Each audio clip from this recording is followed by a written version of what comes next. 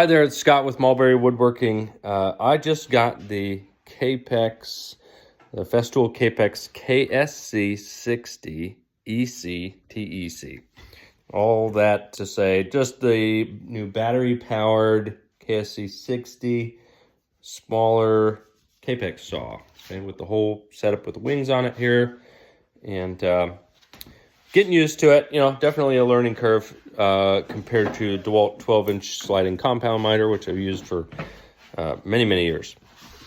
Anyway, there's a coveted question. I could not find the answer to this question in spite of just hours of online searching before I bought the saw to figure out what size crown molding does this cut, because obviously we do a lot of crown molding. We do a lot of cabinet installation, and so today we're working on crown. So I wanted to share with the community what I found, because I was really surprised.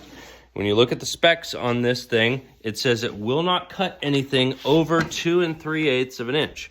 And that's because of this low spot right in here. However, when you look at crown molding and you look at where that will go, the crown molding sits way back, further back on the saw. Not necessarily to that point, it's high back here. So I was wondering, how big of crown molding does this actually cut? And I am successfully cutting this crown nested. I don't like to cut it on the flat, so I'm successfully cutting it nested. And this is a 3.5 inch wide crown mold. And just verify that. Yeah, so it's 3.5 inches wide, and so you can cut a 3.5 inch nested crown in this with the KSC60. So still getting used to the saw. There's a few things I like, a few things I don't like. Gonna have to build a bunch of jigs for it, but just bought a 3D printer, so I think we're gonna be printing some little jigs and accessories for it as well.